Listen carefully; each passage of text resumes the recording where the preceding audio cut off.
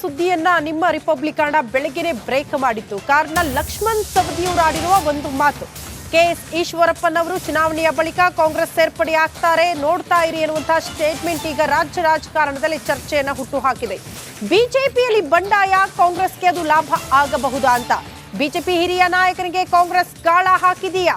Republic ಕನ್ನಡದಲ್ಲಿ Lakshman ಸವದಿಯವರ exclusive ಮಾತು. ಮತ್ತೊಂದು ಅಪ್ಡೇಟ್ ಲಭ್ಯವಾಗ್ತಾ ಇರೋದು. ಅಸಮಾಧಾನಿತ ಈಶ್ವರಪ್ಪಗೆ ಕಾಂಗ್ರೆಸ್ ಗಾಳ ಹಾಕಿದೆಯಾ? ಈಶ್ವರಪ್ಪ ಪಕ್ಷ ಸೇರ್ಪಡೆಗೆ ಸವದಿಯವರೇ ಸ್ವತಃ ಸುಳಿವು ಕೊಟ್ಟಿದ್ದಾರೆ. ಚುನಾವಣೆ ಮುಗಿಲಿ ಆಮೇಲೆ ನೋಡಿ ಅಂತ ಹೇಳಿದ್ದಾರೆ. ಹಾಗಾಗಿ ಏನಾದರೂ ಮಾತುಕತೆ ಆಗಿದೆಯಾ ಮೊದಲ ಹಂತವಾಗಿ ಎನ್ನುವಂಥ ಪ್ರಶ್ನೆ ಇದೆ. ಲಕ್ಷ್ಮಣ್ ಸವದಿ ಈ ಕುರಿತಾಗಿ ಹೇಳಿಕೆ ಕೊಟ್ಟಿದ್ದಾರೆ, ರಿಪಬ್ಲಿಕ್ ಕನ್ನಡ ಜೊತೆ ಮಾತನಾಡಿದ್ದಾರೆ. ಬಿಜೆಪಿಯ ಸಂಸದ ಕರಡಿ ಸಂಗಣ್ಣವರು ಕಾಂಗ್ರೆಸ್ ಪಕ್ಷಕ್ಕೆ ಸೇರ್ಪಡೆ ಆಗಿರುವುದು ಇದಕ್ಕೆ ಬಹಳ ಪ್ರಮುಖ ಪಾತ್ರ ವಹಿಸಿರುವಂಥದ್ದು ಏನು ಶಾಸಕರಾದಂಥ ಲಕ್ಷ್ಮಣ್ ಸವದಿ ಅವರು. ಸರ್, ಇದೇನು ಆಪರೇಷನ್ ಹಸ್ತನ ಅಂದರೆ ನಿಮ್ಮ ಪಾತ್ರ ಪ್ರಮುಖ ಇರುವಂಥದ್ದು? ಆಪರೇಷನ್ ಹಸ್ತ ಅಂತ ಅನ್ಲಿಕ್ಕೆ ಹೋಗಲ್ಲ. ಒಂದು ಶಾಸ್ತ್ರ ಇದೆ, ದುಡ್ಡಿನ ಕಡೆ ಜಗತ್ತೆ ಅಂಥೇಳಿ. ಹಂಗೆ ಭಾಳಷ್ಟು ಕಡೆ ದುಡ್ಡು ಎಲ್ಲಿದೆಯೋ ಆ ಇನ್ನೊಂದು ದುಡ್ಡು ಬಂದು ಅದರಲ್ಲಿ ಸೇರಿದೆ. ನಾಣ್ಯನ ಆಕರ್ಷಣೆ ಮಾಡುತ್ತೆ. ಹಾಗೆ ಭಾಳಷ್ಟು ಜನ ಇಲ್ಲಿ ಮುಖಂಡರು ಈ ಕಾಂಗ್ರೆಸ್ಸಲ್ಲಿ ಇರೋದರಿಂದ ಇನ್ನೊಬ್ಬ ಮುಖಂಡ ಆ ಒಂದು ಆಕರ್ಷಣೆಗೆ ಒಳಗಾಗಿ ಇವತ್ತು ಬಂದಿರತಕ್ಕಂಥದ್ದು. ಮತ್ತು ಕರಡಿ ಸಂಗಣ್ಣವರು ನಮ್ಮದು ಸುಮಾರು 25-30 ವರ್ಷದ ಸ್ನೇಹ. ಹಿಂದೆ ಅವರು JDS ಅಲ್ಲಿದ್ದಾಗ ಅವರನ್ನು JDS ಬಿಡಿಸಿ BJP ಕರ್ಕೊಂಡು ಹೋಗಿದ್ದೆ. ಅಲ್ಲಿ ಉಪಚುನಾವಣೆ ಆಗಿತ್ತು, ಶಾಸಕರಾಗಿದ್ದರು. ಮುಂದೆ 2 ಬಾರಿ ಲೋಕಸಭಾ ಸದಸ್ಯರಾಗಿದ್ದರು. ಈಗ ಒಬ್ಬ ನಿಷ್ಠಾವಂತ ಕಾರ್ಯಕರ್ತರಿಗೆ, ನಿಷ್ಠಾವಂತ ಜನರಿಗೆ, ಪಕ್ಷ ಸಂಘಟನೆ ಮಾಡೋರಿಗೆ, ಪಕ್ಷಕ್ಕೆ ಗೌರವ ತರ್ತಕ್ಕಂಥ ವ್ಯಕ್ತಿಗಳದು ಅವಶ್ಯಕತೆ ಈಗ BJPಗಿಲ್ಲ. ಈಗ ಬರೀ ಅಲ್ಲಿ ಜಿಂದಾಬಾದ್ ಕಮಿಟಿ ಬೇಕು. ಆ ಜಿಂದಾಬಾದ್ ಕಮಿಟಿಯನ್ನು ಇಟ್ಕೊಂಡು ಈಗ ಹೋಗ್ತಾ ಇದ್ದಾರೆ.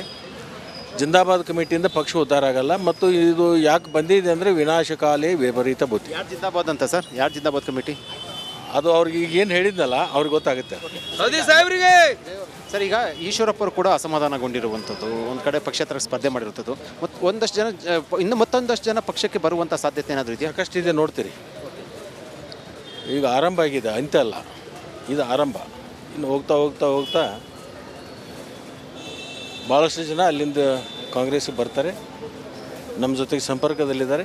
ಮುಂದೆ ಹಂತವಾಗಿ ಅದನ್ನು ಹೆಜ್ಜೆಗಳನ್ನು ಇಡ್ತಾರೆ. ಈಶ್ವರಪ್ಪರು ಏನಾದರೂ ಕೂಡ ಕಾಂಗ್ರೆಸ್ ಬರುವಂಥ ಸಾಧ್ಯತೆ ಇದೆಯಾ? ಆ ಚುನಾವಣೆ ಮುಗಿಲಿ, ನೋಡೋಣ ಅದ್ರ ಬಗ್ಗೆ ವಿಚಾರ. ಏನಾದರೂ ಕೂಡ ಆ ರೀತಿ ಒಂದು ಸುಳಿವು, ಆ ರೀತಿ ಏನಾದರೂ ಕೂಡ ಬಂದರೂ ಬರ್ಬೋದು ಅಂತ ಅನ್ಸುತ್ತೆ ತಮಗೆ? ಈಗ ಅದ್ರ ಬಗ್ಗೆ ಚರ್ಚೆ ಮಾಡೋದು ಬೇಡ. ಈ ಉಪಚುನಾವಣೆ ಮುಗೀಲಿ, ಲೋಕಸಭಾ ಚುನಾವಣೆ ಈ ಲೋಕಸಭಾ ಚುನಾವಣೆ ಮುಗಿದ ಮೇಲೆ ಅದ್ರ ಬಗ್ಗೆ ಚರ್ಚೆ ಮಾಡೋಣ. ಅಂದರೆ ಆ ಆಪ್ಷನ್ ಓಪನ್ ಇದೆಯಾ? ಅಂದರೆ ಸಾಧ್ಯತೆ ನಿಲ್ಲುವ ಅಥವಾ ಬರೋಕ್ಕೆ ಸಾಧ್ಯತೆ ಇಲ್ಲ? ಲೋಕಸಭೆಗೆ ಅವರು ಸ್ವತಂತ್ರ ಅಭ್ಯರ್ಥಿಯಾಗಿ ಸ್ಪರ್ಧೆ ಮಾಡಿದ್ದಾರೆ. ಕಾಂಗ್ರೆಸ್ಸು ಅಲ್ಲ, BJPನೂ ಅಲ್ಲ, ಸ್ವತಂತ್ರ ಅಭ್ಯರ್ಥಿಯಾಗಿ ಸ್ಪರ್ಧೆ ಮಾಡಿದ್ದಾರೆ. ಅವರು ಮುಂದಿನ ದಿನಮಾನದಲ್ಲಿ ಈ ಚುನಾವಣೆ ಮುಗಿದ ಮೇಲೆ ಅವರು ತೀರ್ಮಾನವನ್ನು ಕೆಲವೊಂದು ಮಾಡಬೇಕಾಗತ್ತೆ.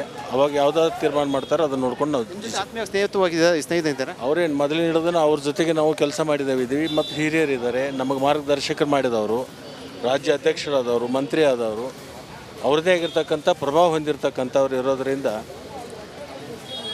ಅವರು ಅದರ ಪರಿಣಾಮ ಚುನಾವಣೆಗೆ ನೋಡ್ತಾರೆ ಏನಾಗುತ್ತೆ. ಪಕ್ಷಕ್ಕೆ ಬಂದರೆ, ಕಾಂಗ್ರೆಸ್ ಪಕ್ಷಕ್ಕೆ ಬಂದರೆ ಅನುಕೂಲ ಆಗುತ್ತೆ, ಸ್ವಾಗತ ಅಂತ ಹೇಳ್ತಾರೆ. ಅಲ್ಲ, ಇವತ್ತಿನ ಬಗ್ಗೆ ಚರ್ಚೆ ಬೇಡ. ಇವತ್ತು ಚರ್ಚೆ ಅದ್ರ ಬಗ್ಗೆ ಯಾವುದೂ ಕೂಡ ಬೇಡ. ಮುಂದಿನ ದಿನಮಾನದಲ್ಲಿ ಅದರ ಬಗ್ಗೆ ಎಲ್ಲ ಕೂತು ಚರ್ಚೆ ಮಾಡಿ. ಈಶ್ವರಪ್ಪರ ಸಂಬಂಧಪಟ್ಟಂತೆ ಮುಂದೆ ನೋಡಿ ಅಂತ ಹೇಳುವ ಮೂಲಕ ಒಂದು ಕುತೂಹಲವನ್ನು ಕೆಳಿಸಿರುವಂಥದ್ದು. ಲೋಕಸಭಾ ಚುನಾವಣೆ ಬಳಿಕ ಮತ್ತೊಂದಷ್ಟು ಜನ ನಾಯಕರು ಬರ್ತಾರೆ ಅಂತ ಒಂದು ಸುಳಿವನ್ನು ಕೊಟ್ಟಿರುವಂಥದ್ದು. ಕ್ಯಾಮರಾ ಪರ್ಸನ್ ಮಧು ಜೊತೆ ವಿಜಯ್, ರಿಪಬ್ಲಿಕ್ TV, ಬೆಂಗಳೂರು. ನಮ್ಮ ಕುಟುಂಬದವರಿಗೆ ಬಿಜೆಪಿಯ ಲೋಕಸಭೆಯ ಟಿಕೆಟ್ ಸಿಗಲಿಲ್ಲ ಅನ್ನೋ ಕಾರಣಕ್ಕೋಸ್ಕರ ಮುನಿಸಿಕೊಂಡು ಪಕ್ಷವನ್ನು ಬಿಟ್ಟಿರುವ ಸಂಗಣ್ಣ ಕರಡಿ ತಮ್ಮ ಮನೆಯ ಮೇಲಿರುವ ಬಿಜೆಪಿ ಬಾವುಟವನ್ನು ಕಿತ್ತಾಕಿದ್ದಾರೆ.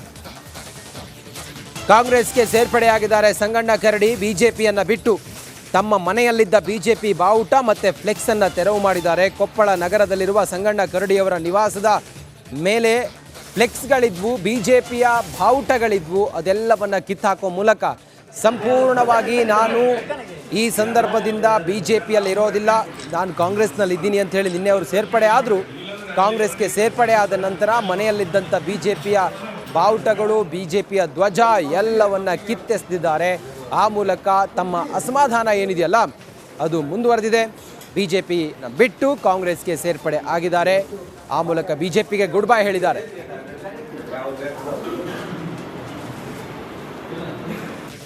ನೋಡಿ, PSI ಹಗರಣ ದೊಡ್ಡ ಮಟ್ಟದಲ್ಲಿ ಸದ್ದು ಮಾಡಿರುವಂತಹ ಪ್ರಕರಣ ಅದು. ಹಾಗಾಗಿ ರಾಜಕೀಯ ತಿರುವುಗಳನ್ನ ಕೂಡ ಪಡೆದುಕೊಂಡಿತ್ತು ಈ ಪ್ರಕರಣ. ಇವರ ರಕ್ಷಣೆಗೆ ನಿಂತಿದ್ಯಾರು, ಅವರ ಬೆಂಬಲಕ್ಕೆ ಯಾರಿರಬಹುದು ಅನ್ನುವಂತಹ ಪ್ರಶ್ನೆ ಇತ್ತು. ಈಗ ಇದೇ ಬೆಳವಣಿಗೆಗೆ ಸಂಬಂಧಪಟ್ಟಂತೆ ಉಮೇಶ್ ಜಾಧವ್ ಅವರು PSI ಅಕ್ರಮದ ಆರೋಪಿ RD ಪಾಟೀಲ್ ನಿವಾಸಕ್ಕೆ ಭೇಟಿ ಕೊಟ್ಟಿದ್ದೆ ಕಾಂಗ್ರೆಸ್ ಪಾಳೆಯಕ್ಕೆ ಅತಿ ದೊಡ್ಡ ಅಸ್ತ್ರ ಆಗ್ಬಿಟ್ಟಿದೆ. ನೀವೇ ಅವರನ್ನ ರಕ್ಷಣೆ ಮಾಡ್ತಿದ್ದೀರಿ. ಇಷ್ಟು ದಿನ ಯಾರಿವರ ರಕ್ಷಕರು ಅಂತ ಪ್ರಶ್ನೆ ಮಾಡ್ತಿದ್ರಲ್ಲ, ಈಗ ಅರ್ಥ ಆಯ್ತಾ ಯಾರು ರಕ್ಷಕರು ಅನ್ನೋದನ್ನ. ಸೋಷಿಯಲ್ ಮೀಡಿಯಾ ಮೂಲಕ ಕಾಂಗ್ರೆಸ್ ನಾಯಕರು ಬಿಜೆಪಿ ನಾಯಕರನ್ನ ಪ್ರಶ್ನೆ ಮಾಡ್ತಿದ್ದಾರೆ.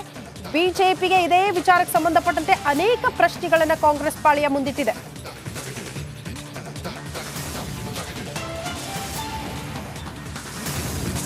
ನೋಡಿ, ಹಾಸನದಲ್ಲಿ ಮಿತಿ ಮೀರಿ ಬಿಟ್ಟಿದೆ ಕಾಡಾನೆಗಳ ಹಾವಳಿ. ಈಗಲೂ ಕೂಡ ಜನ ಆತಂಕದಲ್ಲೇ ಓಡಾಡ್ತಾ ಇರುವಂತಹ ಪರಿಸ್ಥಿತಿ. ಮನೆಯೊಂದರ ಕಾಂಪೌಂಡ್ ದಾಟಿದೆ ಕಾಡಾನೆ. ಮುಜೀಬ್ ಎಂಬುವರ ಮನೆಯ ಕಾಂಪೌಂಡ್ ದಾಟಿದೆ ಆನೆ. ಕಾಂಪೌಂಡ್ ದಾಟುವ ದೃಶ್ಯ ಮೊಬೈಲ್ನಲ್ಲಿ ಸೆರೆಯಾಗಿದೆ. ಹಾಸನದಲ್ಲಿ ಕಾಡಾನೆಗಳ ಹಾವಳಿ ದೃಶ್ಯ ನೋಡ್ತಾ ಇರೋದು, ಮಾರ್ಕ್ ಮಾಡಿ ತೋರಿಸ್ತಾ ಇದ್ದೀವಿ. ಸದ್ಯ ಕಾಂಪೌಂಡ್ ಹಾರ್ತಾ ಇರೋದು ಆನೆ. ಸಹಜವಾಗಿ ದೊಡ್ಡ ಮಟ್ಟದ ಆತಂಕಕ್ಕೆ ಕಾರಣ ಆಗಿದೆ. ಆ ಭಾಗದಲ್ಲಿ ಜನ ಮನೆ ಬಿಟ್ಟು ಹೊರಗಡೆ ಬರೋದಕ್ಕೆ ಭಯ ಪಡುವಂತಹ ಪರಿಸ್ಥಿತಿ. ಕಾರಣ ಮನೆಯೊಬ್ಬರ ಮೇಲೆ ದಾಳಿ ಆಯಿತು. ಜನನೇ ಸೇರ್ಕೊಂಡು ಕಾಡಾನೆಯನ್ನ ಕಾಡಿಗಟ್ಟಿಸುವ ಕೆಲಸ ಮಾಡ್ತಾರೆ ಕೆಲವೊಮ್ಮೆ. ಹಾಗಾಗಿ ಅರಣ್ಯ ಇಲಾಖೆ ವಿರುದ್ಧ ಆಕ್ರೋಶ ವ್ಯಕ್ತವಾಗೋದು. ಕ್ರಮ ಆಗಲ್ಲ, ಯಾರ್ದಾದ್ರ ಮೇಲೆ ದಾಳಿ ಆದಾಗಲೇ ಬರ್ತಾರೆ, ಕಾರ್ಯಾಚರಣೆ ಮಾಡ್ತೀವಿ ಅಂತಾರೆ. ಬಟ್ ಯಾವುದು ಕೂಡ ಸಕ್ಸಸ್ ಆಗಿಲ್ಲ ಅನ್ನೋದೇ ಆಕ್ರೋಶಕ್ಕೆ ಕಾರಣ ಆಗಿರುವಂತಹ ವಿಚಾರ. ದೃಶ್ಯ ನೋಡ್ತಾ ಇರೋದು, ಕಾಂಪೌಂಡ್ ಹಾರ್ತಾ ಇರೋದು ಕಾಡಾನೆ.